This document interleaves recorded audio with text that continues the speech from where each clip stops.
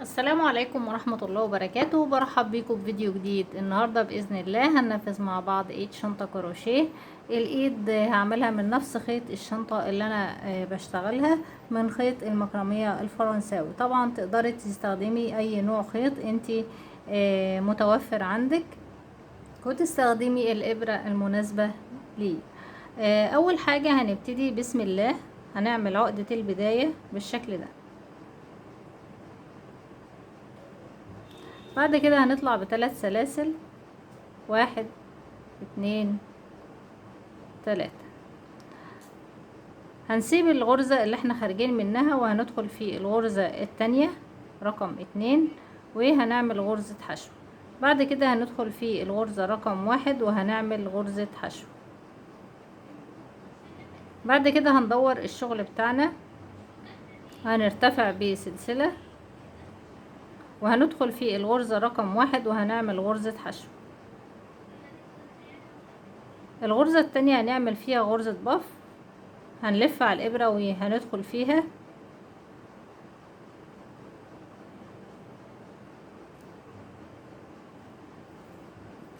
1 2 3 4. طبعا عدد اللفات ده حسب رغبتك انت، تقدري تعملي 3 لفات، تقدري تعملي 4 لفات زي ما انت عايزه. ده حسب طبعا تخن الخيط. لو الخيط رفيع بتقدري تعملي عدد لفات اكتر. بعد كده هنيجي جنب الغرزة بالظبط هنلاقي فيه فراغ اهوت، هندخل فيه وهنشد الغرزة، هنشد الخيط وهنعمل غرزة حشو في الفراغ اللي جنبه او الغرزة اللي جنبه. هننزل وهنعمل فيها غرزة البف بتاعتنا. هنلف على الإبرة وهندخل في الغرزة وهنشد الخيط وهنخرج. بنكرر العملية 4 مرات. لو انتي بدأتي اول غرزة 4 لفات هتفضلي ماشية طول الشغل بتاعك 4 لفات. لو عملتي 3 لفات هتفضلي ماشية الشغل بتاعك بنفس عدد اللفات اللي انتي بدأتي بيه. بنشد الخيط لفوق كده كويس. بعد كده بنلف على الإبرة وبنخرج من الغرز كلها. بعد كده بنلف على الإبرة وبنخرج منهم بالشكل ده. بندور الشغل بتاعنا وبنيجي جنب غرزة البف اللي احنا عملناها،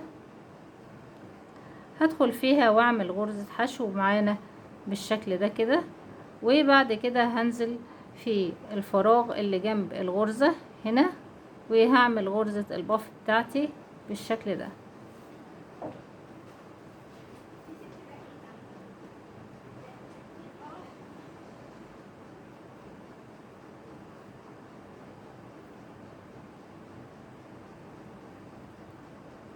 كده وبشد الخيط كويس. ده بيسهل معايا ان انا لما اجي الف على الابرة واجي بخرج الخيط بيبقى معايا ماشي معايا بسهولة.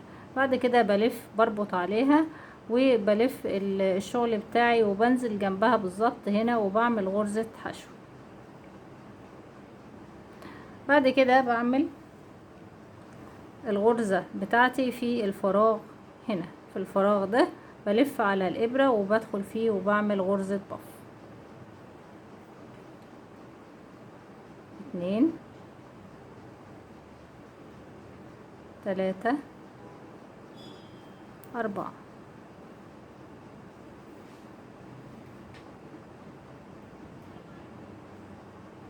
بدور الشغل معايا وبنزل جنب الغرزة وبعمل غرزة حشو. بعد كده بعمل غرزة البف بتاعتي هنا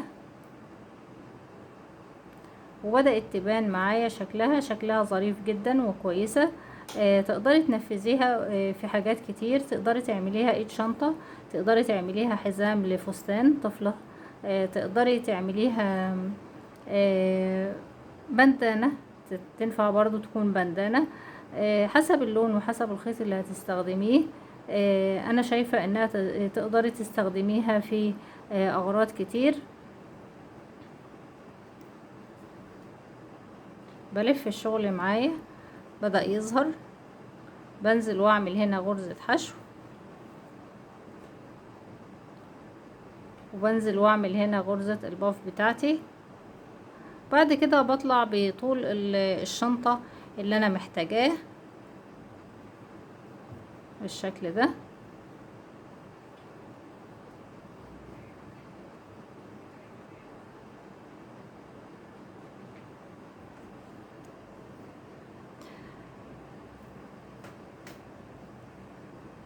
شايفين معايا بتخلص بسرعة جدا، ما بتتعطليش فيها ولا حاجة، ولا بتاخد منك وقت كتير، ولا بتستهلك برضو خيط كتير، وشكلها جميل جدا في النهاية، هتعجبك قوي. دي الايد التانية اللي انا نفذتها وحطيت فيها شوية خرز. طبعا تقدري تعملي اللي انت حباه، لو مش حابة الخرز تقدري تحطيها في الجنش على طول من غير ما تركبي اي حاجة فيها، دي حاجة ترجع لك انتي.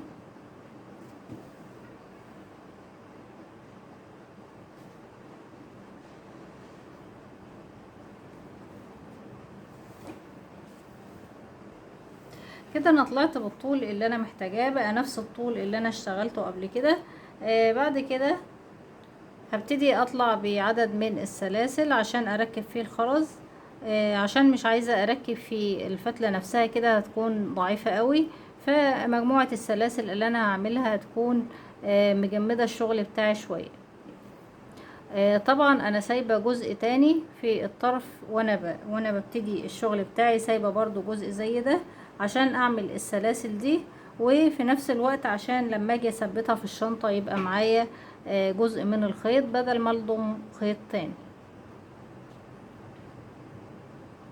برضو عدد السلاسل دي لازم تكون نفس الجزء اللي انت عاملاه هنا، بتهيألي كده كفايه. بعد كده هطلع بالخيط بالشكل ده، وابتدي ان انا اركبه في غرزة في ابرة التنظيف بالشكل ده عشان ادخل الخرز. هو طبعا الخرز بتاعي خرز خشب والاخرام بتاعته واسعة وكل حاجة، لكن انا عاوزة اخلص بسرعة فهركب في الابرة بالشكل ده. اقصد ان انتي ممكن تركبيه من غير ابرة، لكن طبعا انا عاوزة اخلص بسرعة والابرة هتكون اسرع معايا.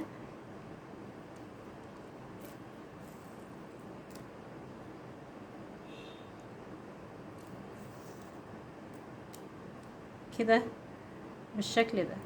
وطبعا هبتدي ان انا اركب الناحية التانية زيها،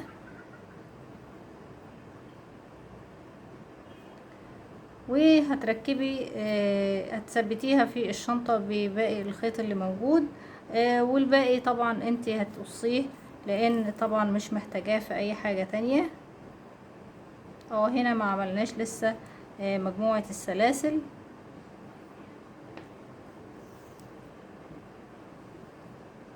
فهنبتدي نعملها. هندخل هنا كده وهنشد سلسلة معانا كده وهنبتدي نطلع.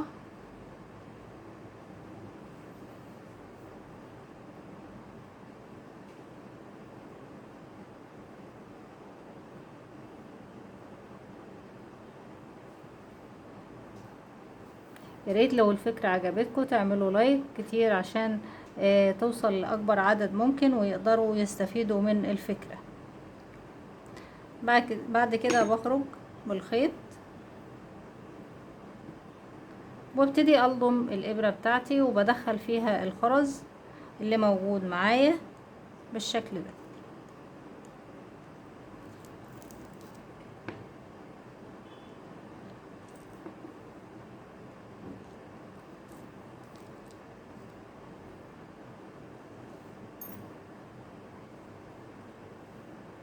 كده الايدين موجودين معايا اهمت بالشكل ده.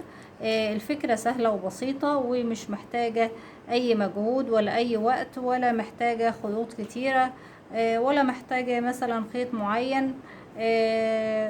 الرسمة بتاعتها جميلة جدا والغرزة بتاعتها عجباني قوي. فانتي ممكن تعمليها بندانة للشعر بجد هتبقى رائعة جدا. جربيها وقولي لي هتبقى حلوة ولا ايه. طبعا البندانة هتستخدميها في خيوط الصوف بس، مش هتستخدميها في الخيوط التانية، او ممكن تستخدمي خيوط القطن بتبقى كويسة برضو. دي كانت الفكرة اللي انا عملتها معاكم النهاردة، والفيديو اللي انا سجلته معاكم. بتمنى ان هو يكون عجبكم واستفدتوا منه، وان شاء الله اشوفكم على خير في فيديو جديد.